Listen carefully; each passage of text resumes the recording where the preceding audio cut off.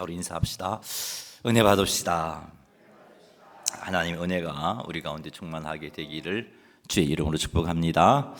할렐루야. 자, 우리 한번 또 처음부터 끝까지 말씀을 한번 외워보겠습니다. 중심 되신 그리스도부터 한번 외워보죠. 시작. 중심 되신 그리스도. 고린도후서 5장 17절 말씀. 그런즉 누구든지 그리스도 안에 있으면 새로운 피조물이라. 이전 것은 지나갔으니 보라 새 것이 되었도다. 중심 되신 그리스도. 갈라디아 2장 20절 말씀. 내가 그리스도와 함께 십자가에 못 박혔나니 그런즉 이제는 내가 사는 것이 아니요 오직 내 안에 그리스도께서 사시는 것이라. 이제 내가 육체 가운데 사는 것은 나를 사랑하사 나를 위하여 자기 자신을 버리신 하나님의 아들을 믿는 믿음 안에서 사는 것이라. 그리스도께 순종. 로마서 12장 1절 말씀. 그러므로 형제들아 내가 하나님의 모든 자비하심으로 너희를 권하노니 너희 몸을 하나님이 기뻐하시는 거룩한 산 제물로 드리라. 이는 너희가 드릴 영적 예배니라. 그리스도께 순종. 요한복음 14장 21절 말씀. 나의 계명을 지키는 자라야 나를 사랑하는 자니 나를 사랑하는 자는 내 아버지께 사랑을 받을 것이요 나도 그를 사랑하여 그에게 나를 나타내리라. 말씀. 디모데후서 3장 16절 말씀. 모든 성경은 하나님의 감동으로 된 것으로 교훈과 책망과 바르게 함과 의로 교육하기에 유익하니. 말씀. 여호수아 1장 8절 말씀. 이 율법책을 내 입에서 떠나지 말게 하며 주야로 그것을 묵상하여 그 안에 기록된 대로 다 지켜 행하라. 그리하면 내 길이 평탄하게 될 것이며 내가 형통하리라. 기도. 요한복음 15장 7절 말씀. 너희가 내 안에 거하고 내 말이 너희 안에 거하면 무엇이든지 원하는 대로 구하라. 그리하면 이루리라. 기도. 빌립보서 4장 6, 7절 말씀. 아무것도 염려하지 말고 다만 모든 일에 기도와 간구로 너희 구할 것을 감사함으로 하나님께 아뢰라. 그리하면 모든 지각에 뛰어난 하나님의 평강이 그리스도 예수 안에서 너희 마음과 생각을 지키시리라. 교제. 마태복음 18장 20절 말씀. 두세 사람이 내 이름으로 모인 곳에는 나도 그들 중에 있느니라. 아멘. 교제. 히브리서 10장 24절 25절 말씀. 서로 돌아보아 사랑과 선행을 격려하며 모이기를 피하는 어떤 사람들의 습관과 같이 하지 말고 오직 그나여 그날이 가까움을 볼수록 더욱 그리하자. 아멘. 수고들 하셨습니다. 자, 오늘은 잠언 24장 1절에서 4절 말씀을 가지고 우리가 하나님의 지혜를 살피겠습니다. 살다 보면 악인들이 좀 형통한 모습을 보면은 참 이해가 되지 않잖아요. 속도 상하고 분노도 생기고 그렇습니다.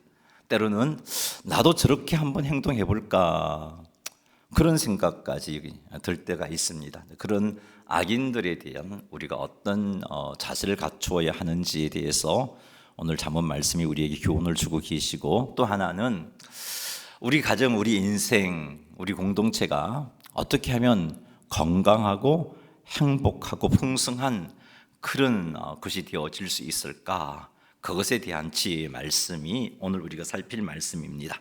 오늘 이 말씀을 통해서 또 하나님의 지혜를 깨달아서 또 하나님께서 원하시는 그렇게 귀하고 아름다운 삶 살게 되시기를 주님의 이름으로 축복합니다. 1절 말씀 한번 읽어보겠습니다.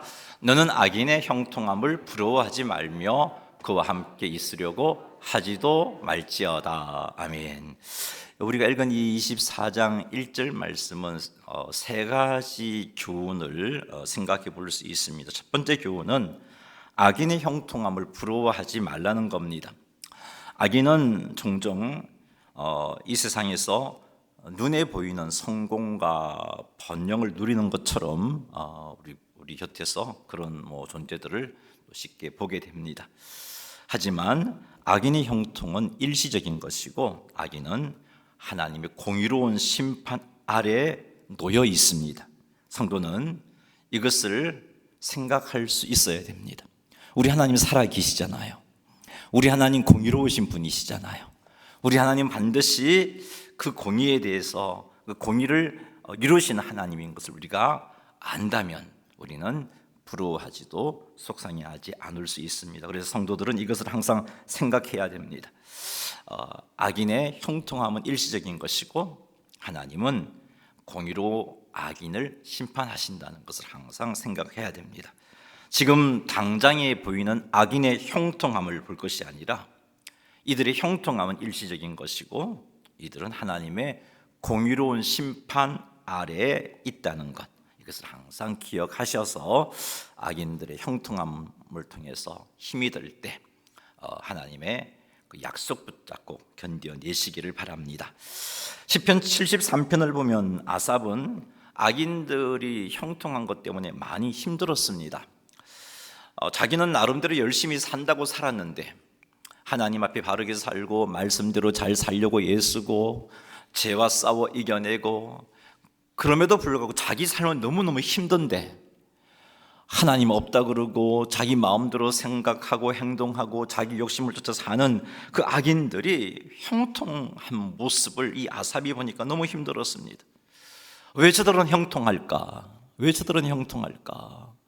그 이유를 알 수 없어서 너무너무 고통스러웠습니다. 그럼에도 불구하고 아삽은 하나님과의 친밀한 교제의 자리를 지속합니다. 공의로운 하나님이 세상을 통치하는데 왜 악인들은 형통하고 하나님의 바르게 살고자 애쓰고 있는 하나님의 백성들 고통을 당하는가? 이유를 알 수 없어서 너무 고통스러웠지만 그럼에도 불구하고 이 아삽은 하나님과의 친밀한 관계를 계속 이어나가고 있습니다. 그러다가 시편 73편 17절에 이런 말씀이 있습니다. 하나님의 성소에 들어갈 때에야 그들의 종말을 내가 깨달았나이다. 아삽은 하나님의 공의로운 심판으로 인해서 악인들이 반드시 심판받게 된다는 것을 하나님과 친밀한 교통과 교제의 삶을 이어가는 가운데 그것 알게 되었다는 거죠. 그거 깨닫고 나서 저들이 지금 형통하게 보이고 저들이 지금 잘 나가는 것처럼 보이도 순식간에 하나님의 공의 앞에 심판받게 되구나, 그것을 알게 되고서 아삽이 하나님을 찬양하게 되는 내용이 시편 73편입니다. 사랑하는 성도 여러분, 악인은 영원히 형통할 수가 없어요. 우리 하나님은 공의로우신 분입니다. 그러니 악인의 형통함 부러워하지 마십시오. 악인의 형통함 때문에 속상해하지도 마십시오. 반드시 하나님의 공의로움이 드러납니다. 사랑하는 성도 여러분, 악인의 형통함이 영원하지 않다는 것을 기억하시고 악인은 반드시 하나님의 공의로운 심판을 받게 된다는 것을 믿으셔서 악인의 형통함을 부러워하지 않으시는 성도님들이 다 되시기를 주님의 이름으로 축복합니다. 이 1절 말씀이 주는 두 번째 교훈은 악인과 교제하며 악인과 동행하지 말라는 겁니다. 다시 한번 1절 한번 읽어보겠습니다. 너는 악인의 형통함을 부러워하지 말며 그와 함께 있으려고 하지도 말지어다. 아멘. 여기 그와 함께 있으려고 하지도 말라는 것은 악인의 삶의 방식과 가치관에 동조하지 않도록 하기 위해서 이런 명령을 준 겁니다.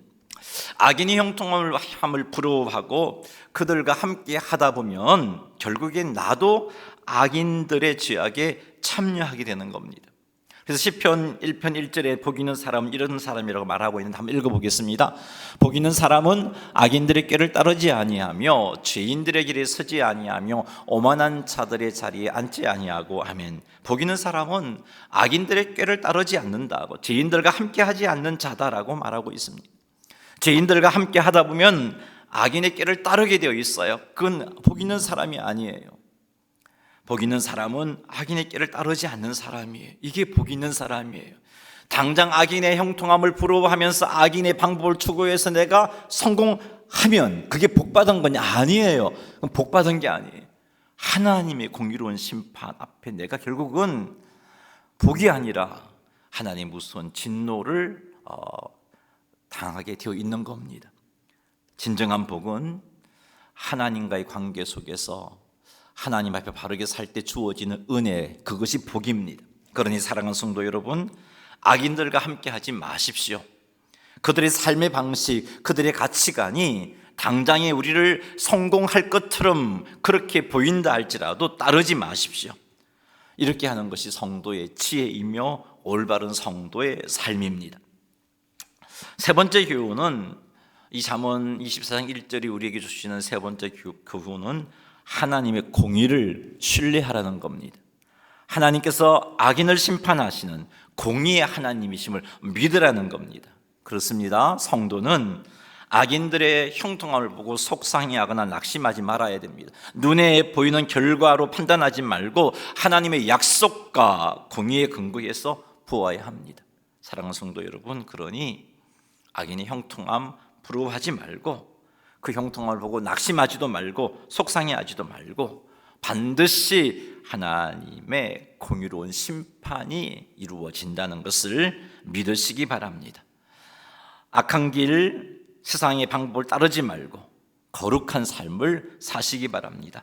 때로는 세상 사람들은 편법을 쓰고 거짓으로 이익을 챙기고 그렇게 하는 것이 참 좋아 보일 수 있을런지 몰라도 여러분은 속지 마십시오.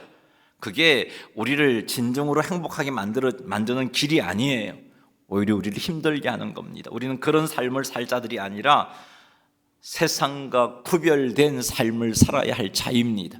하나님은 공의로우신 분이기 때문에. 그러니 우리가 하나님의 공의로운 하나님의 백성인 것을 꼭 명심하셔서 손해를 보더라도 정직하게 생활하시고 손해를 보더라도 하나님 앞에서 바르게 살기를 결단하시는 성도님들이 다 되시기를 주님의 이름으로 축원합니다. 악인의 형통은 잠깐이에요. 하나님의 때에 공의로운 심판이 이루어집니다. 그러니 부러워하지 맙시다. 하나님을 믿는 자의 삶은 때로는 이 땅에서 손해보는 것처럼 보여도 하나님은 그 삶을 기억하시고 하나님은 갚아주십니다. 그러니 다시 한 번 더 강조합니다. 악인의 형통함 부러워하지 말고 정직하게 구별되게 세상 속에서 세상 가치관이 아니라 하나님의 가치관을 따라 사시는 여러분 되시기를 주님의 이름으로 축원합니다. 2절 읽겠습니다. 그들의 마음은 강포를 품고 그들의 입술은 재앙을 말함이니라. 이 말씀은 1절에 나오는 악인들과 함께하지 말라는 그 말에 대한 이유를 보여주고 있는 말씀입니다. 왜 악인들과 함께 있으려고 하지 말아야 하는지 그것을 표현해 주고 있는 표현인데, 원어 성경을 보면 이 2절이 이유를 나타내는 접속사 키로 시작합니다. 그래서 1절에서 악인들과 함께 하지 말라고 말해놓고서 왜냐하면 하고 그 이유를 2절이 밝히고 있는 겁니다. 2절 말씀에 의하면 악인들과 함께 하지 말아야 하는 첫 번째 이유는 그들의 마음이 강포를 품고 있기 때문이다 라고 말씀하고 있습니다. 강포를 품고 있다라고 번역을 했는데 원어 성경을 보면요, 악인의 마음이 강포를 묵상하고 있다 이렇게 되어 있어요. 묵상하고 있다. 강포에 해당하는 이 히브리어가 가지고 있는 단어가 가진 의미는요, 약한 자를 억누르고 부당하게 착취하는 것, 권세로 남을 짓밟는 것, 이것을 강포라고 히브리어 단어 쇼드라는 단어가 가지고 있는 의미입니다. 약한 자를 막 짓밟아서 자기 이익을 챙기는 이런 행위가 쇼드라는 단어 강포입니다. 그래서 이 쇼드를 폭력이라고도 번역하기도 하고 파괴, 강탈, 약탈, 우리 개역 개정에서는 강포 이렇게 번역을 하는 겁니다. 자, 그렇다면 악한 자의 마음이 강포를 묵상한다 그랬는데 이 악한 자의 마음이 강포를 묵상한다는 의미가 무엇인가? 히브리어 묵상하다는 단어가 가지고 있는 의미는 단순히 생각하는 정도가 아니고요, 마음속 깊이 되새기고 계획하고 어떻게 실행할지를 구상하는 것을 가리켜서 묵상하다라고 하는 겁니다. 따라서 강포를 묵상한다는 것은 어떻게 하면 남을 억압하고 해쳐서 내 이익을 챙길 수 있을지 구체적으로 계획하고 생각한다는 겁니다. 누가요? 악한 자의 마음이 늘 나의 이익을 위해서 힘없는 사람들을 어떻게 하면 짓밟아서 그들을 통해서 이익을 챙길 수 있을까 생각한다는 거예요. 자기 이익과 자기 쾌락과 자기 성공을 위해서 타인을 희생시키는 그런 생각을 늘 이 악한 자들이 하고 있다는 겁니다.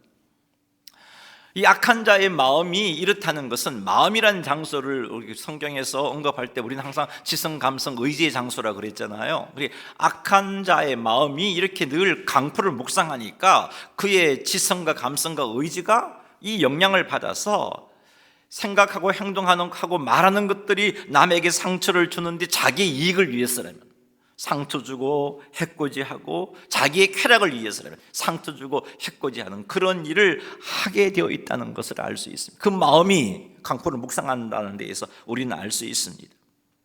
이렇게 행동하니 당장에는 이익도 생기고 형통할 수 있을런지 몰라도 결국은 하나님의 공의로운 심판을 피할 수가 없는 겁니다. 그런데 성도들이 이런 악인들과 함께 하게 되면 그 영향을 받게 되어 있습니다. 그래서 하나님의 공의를 실행해야 할 성도가 악인들과 함께 하다 보면 자기 이익을 위해서 타인을 희생시키는 일에 참여하게 되는 거예요. 성도가 말이죠. 이런 일을 하게 되면 성도 역시 하나님의 공의로운 심판을 받을 수밖에 없습니다. 그래서 성도는 악인들의 형통함을 부러워하지 말아야 하고 악인들과도 함께하지 말아야 하는 겁니다. 악인들과 함께하지 말아야 하는 두 번째 이유는 악인들의 입술은 재앙을 말하기 때문이다라고 말하고 있습니다. 여기서 재앙이라는 것은 다른 사람에게 파괴와 상처, 고통을 일으키는 그런 말을 의미합니다. 악인들은 그런 말을 한다는 거죠. 거짓말을 하고 비방하고 선동하고 음해하고 협박과 같은 말로 사람들을 고통에 빠지게 만들고 상처를 받게 만드는 그런 말을 악인들이 하고 있다는 겁니다. 그래서 성도들이 이런 자들과 함께해서는 안 된다는 겁니다. 말로 사람을 해치는 악인들과 함께하면 성도도 이런 영향을 받아서 말로 사람들에게 상처를 주고 고통을 주고 하는 일을 하게 된다는 겁니다. 이런 행동은 하나님 앞에 죄를 짓는 행동이에요. 그래서 성도들은 악인들과 함께 하지 말아야 하는 겁니다. 사랑하는 성도 여러분, 우리의 마음이 강포를 묵상하지 않도록 악인들과 함께 하는 것 경계해야 합니다. 우리의 마음이 이 강포를 묵상하는 악인들과 함께 하지 않도록 경계할 뿐만 아니라 더 적극적으로 우리의 마음에, 우리의 감성과 의지와 지성을 주관하는 우리의 마음에 하나님의 말씀으로 채워가야 돼요. 항상 하나님의 말씀을 읽고 듣고 묵상함으로 이 마음의 말씀으로 채워나갈 때 악행을, 강포를 묵상하는 악인들과 같은 자리에 떨어지지 않게 되는 겁니다. 오히려 하나님께서 기뻐하시는 그 말씀의 영향을 받아 죄와 싸워 승리하는 하나님의 자녀의 삶을 살게 되는데, 이런 삶을 살아서 주변 사람들에게 덕도 끼치고 하나님의 영광을 드러내는, 그래서 복받는 성도님들이 다 되시기를 주님의 이름으로 축원합니다. 그리고 타인을 해치는 말을 하지 않도록 악인들과 함께하는 것도 경계하십시오. 우리의 마음에 쌓은 것이 우리 입으로 나온다 그랬어요. 그러므로 우리가 자꾸 악인들과 함께하다 보면 그 악인들의 마음이 우리에게 쌓이게 되고 그 쌓인 것이 우리 입으로 나온다는 것을 알 수 있잖아요. 우리는 그렇게 살아서는 안 되고 오히려 우리의 마음에 하나님의 말씀으로 채워가야 돼요. 그래서 우리 입에서 재앙이 나오는 게 아니라 우리 입에서 위로가 나오고 소망이 나오고 격려가 나오고 사람을 세워주는 그런 열매들이 나와야 하지 않겠습니까? 그게 성도의 삶이고 하나님은 그것을 우리에게서 원하십니다. 그러니 우리는 재앙을 쏟아내는 악인들과 함께 하지 말아야 되고, 강포를 묵상하는 악인들과 함께하는 대신에 하나님의 말씀을 가까이 함으로 하나님의 말씀을 채워나가는 성도님들이 다 되시기를 주님의 이름으로 축원합니다. 3절 4절 말씀 한번 읽어보겠습니다. 집은 지혜로 말미암아 건축되고 명철로 말미암아 견고하게 되며 또 방들은 지식으로 말미암아 각종 귀하고 아름다운 보배로 채우게 되느니라. 아멘. 자, 이 말씀에 의하면 집은 지혜로 말미암아 건축되고 명철로 말미암아 견고하게 되고 지식으로 말미암아 그 집에 각종 귀하고 아름다운 보배로 채워지게 된다 하는 것을 우리는 알 수 있습니다. 자, 여기서 집으로 번역하니 히브리어 바트라는 단어는 건물을 의미하는 집을 건물의 의미입니다. 그래서 이 집이라는 건물, 궁전 이런 의미도 있어요. 하지만 본문에서는 단순히 건물은 비유로 한 거고요. 이 3절 4절을 통해서 우리에게 해주고 싶은 말씀은 이 집이라는 것이 상징하는 게 뭐냐면은 우리의 가정도 될 수 있고 우리의 인생도 될 수 있고 우리 교회 공동체도 되어질 수 있어요. 자, 이런 것들을 어떻게 하면 세워나가고 견고하게 만들고 풍성하게 만들 수 있을까에 관한 말씀을 주는 지혜의 말씀입니다. 이 말씀은 우리들의 가정과 우리의 인생이 우리 교회를 어떻게 하면 아름다운 모습으로 세우고 유지하고 풍성하게 만들 수 있는지를 우리에게 가르쳐주고 있습니다.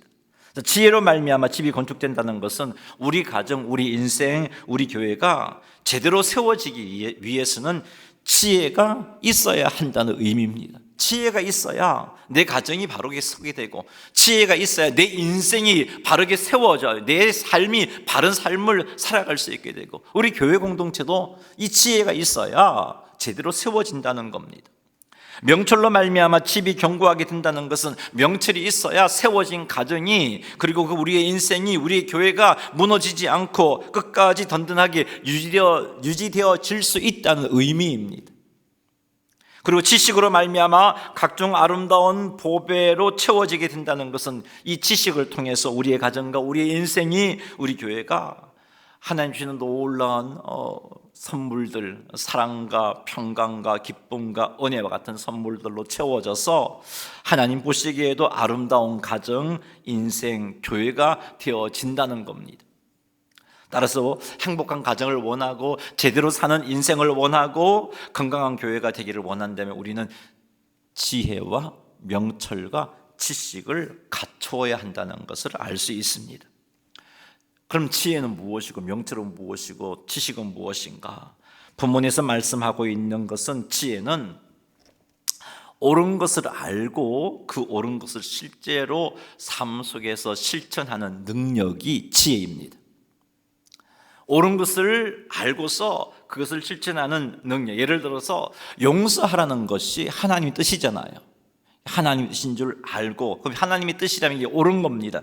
그래서 지혜가 있는 사람은 용서하라는 것이 하나님의 뜻이고 이게 옳은 것이기 때문에 용서가 쉽지는 않지만 그럼에도 불구하고 지혜 있는 사람, 이게 옳은 거고 이 옳은 것을 쫓아갈 때 내게 유익하다는 것을 알기 때문에 용서의 삶을 삽니다. 이게 지혜를 쫓아 사는 삶이고 지혜를 갖춘 삶입니다. 이런 지혜가 우리에게 있을 때, 우리 가정이 세워지게 되는 겁니다. 우리 인생이 세워지게 되는 거예요. 우리 교회 공동체가 세워지게 되는 겁니다. 그리고 명철은 무엇이냐? 옳고 그름을 분별해서 올바른 것을 선택하는 능력입니다. 이런 능력이 우리 가정을 견고하게 만들어주고 우리 인생을 견고하게 만들어주고 우리 교회를 견고하게 만들어줍니다. 오늘날은 옳고 그름을 분별하기 참으로 힘든 환경입니다. 이것을 잘 분별하지 못해서 잘못된 선택을 함으로 그 인생이 어려워지는 많은 사람들을 우리는 보게 됩니다. 가정이 아픔을 겪는 그런 모습들을 보게 됩니다. 교회가 어려움을 겪는 모습들을 보게 됩니다.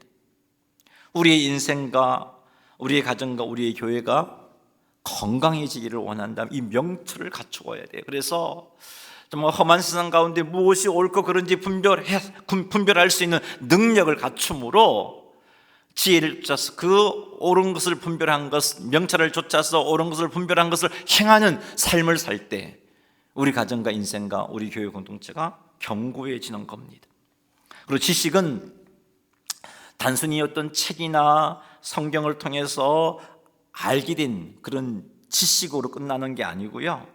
내가 이 말씀을 통해서 알게 된 이 지식을 나의 삶의 경험을 통해서 깨닫게 되는 지식, 성경을 통해서 내가 머리로 지식으로 알게 된 이것이 내 삶 속에서 경험되어져서 새롭게 알게 된 지식을 여기서 말하고 있는 지식으로 이해를 하시면 됩니다. 자, 예를 든다면 성경에서 우리는 하나님이 우리의 피난처라는 지식을 우리는 배웠습니다. 근데 이 지식은 사실은 별로 힘이 없어요. 그런데 여러분, 이 말씀을 가지고 내 삶 가운데 인생의 역경이 찾아오고 고난이 찾아왔어요. 그때 내가 우리 희미하게나마 이 말씀 붙잡고, 그래 하나님이 나의 피난처라 그랬는데, 그 인생의 고난과 역경을 가지고 하나님께 나아가서 기도하고 주님을 의지하고 주님 바라보는 그 시간을 통해서 주의 위로가 임하고 평강이 임하고, 그래서 인내할 수 있게 되고 마침내 그 인생의 역경을 해결받는 은혜를 체험하게 됩니다. 그때 나는 정말 하나님은 나의 피난처가 되시구나 하는 지식을 갖추게 되는 거죠. 이런 지식이 풍성해지면 풍성해질수록 우리의 가정은 풍요로워지는 거죠. 하나님 주시는 평강과 기쁨과 풍성한 은혜가 차고 넘치게 되고, 우리 인생 역시 풍요로워지고 우리 교회 공동체 역시 풍요로워지게 되는 겁니다. 그러므로 우리는 지혜와 명철과 지식을 사모하고 갖추어야 됩니다. 자, 어떻게 하면 이런 것을 갖출 수 있을까? 어떻게 하면 지혜를 갖추고 명철을 갖추고 지식을 갖출 수 있을까? 하나님을 경외할 때 갖추어지게 됩니다. 하나님을 존경하고 하나님을 두려워하고 하나님 사랑하는 마음을 가질 때 우리는 명철도 생기고, 그 명철을 쫓아서 옳은 것을 행할 수 있는 지혜도 생기고, 그리고 지식도 우리에게 점점점 풍성해지게 되는 겁니다. 여러분, 하나님을 경외하는 자세가 지혜와 명철과 지식의 출발점입니다. 그리고 또 하나, 우리가 이런 지혜와 지식과 명철을 갖추기 위해서는 하나님께 구해야 됩니다. 하나님께 구해야 돼요. 우리가 하나님께 구할 때 하나님께서는 응답해 주신다고 우리 말씀도 외우지 않았습니까? 외웠던 말씀 두 가지 한번 해볼까요? 요한복음 15장 7절 말씀 한번 외워볼까요? 시작. 너희가 내 안에 거하고 내 말이 너희 안에 거하면 무엇이든지 원하는 대로 구하라. 그리하면 이루리라. 약속해 주셨잖아요. 내게 내 인생이, 내 가정이, 우리 교회 공동체가 정말 건강하고 풍요로워지기를 원한다면, 나는 지혜도 없고 명철도 없고 지식도 없는데 어떻게 하면 좋겠어요? 기도해야죠. 기도해야죠. 구하라 그리하면 이루리라. 근데 저 앞에 보니까 너희가 내 안에 거하고 내 말이 너희 안에 거하면 무엇이든지 원하는 대로 구하라 그랬어요. 하나님 말씀 안에서 머물면서 그 말씀대로 살아가려고 하는 삶이 있다면, 하나님께 지혜와 명철과 지식을 구할 때 하나님이 우리에게 주신다고 약속해 주고 있지 않습니까? 빌립보서 4장 6, 7절 말씀도 한번 읽어볼까요? 아무것도 염려하지 말고 다만 모든 일에 기도와 간구로 너희 구할 것을 감사함으로 하나님께 아뢰라. 그러면 모든 지각이 뛰어난 하나님의 평강이 그리스도 예수 안에서 너희 마음과 생각을 지키시리라.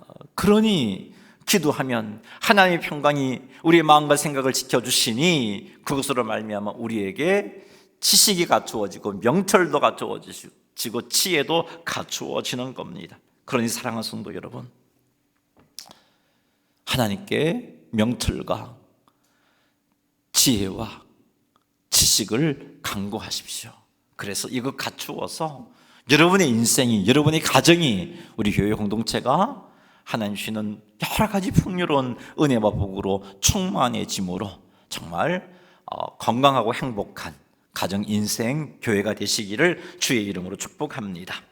또 한 가지, 이것을 갖출 수 있는 또 한 가지는요, 하나님의 말씀을 읽고 듣고 묵상하고 순종할 때 우리에게 지혜와 명철과 지식이 풍요로워지는 거예요. 사랑하는 성도 여러분, 그러니 말씀을 읽고 듣고 묵상하고 그 묵상한 말씀을 가지고 삶 속에서 행하며 사십시오. 그때 지식이 그냥 성경을 통해서 한 단순한 지식이 삶의 경험의 지식이 되어서 그 지식이 우리 인생을 풍요롭게 만들어주는 열매를 맺게 해주는 겁니다. 이런 삶을 사셔서 참으로 우리의 가정과 우리의 인생과 우리 교회가 건강해지고 풍요로워지는, 앞으로 사는 환경은 점점 더 어려워질 거예요. 믿음 지키기도 어려워질 거고요. 옳고 그름을 분별하기도 어려워질 거예요. 그런 상황 가운데서 우리가 잘 그릇된 판단을 하고 그릇된 것을 선택하게 되면 우리 인생은 어려워질 수밖에 없잖아요. 그러니 앞으로 점점 그런 세대가 올 텐데, 그런 세대 가운데 우리가 흔들리지 않고 중심 잡아서 올바른 것을 선택할 수 있고, 그리고 올바르게 선택한 삶을 살아갈 수 있도록 하기 위해서는 지혜와 명철과 지식을 갖추어야 된단 말이에요. 하나님의 말씀을 늘 읽고 듣고 묵상함으로, 그리고 기도함으로, 그리고 하나님을 경외함으로 이거 갖추어서 어떤 환경 가운데서도 우리 인생, 우리 가정, 우리 교회 공동체가 하나님 주신 은혜 가운데 풍요로워지는 그런 은혜와 복을 받아 누리시는 성도님들이 다 되시기를 주님의 이름으로 축원합니다. 교회 소식 전하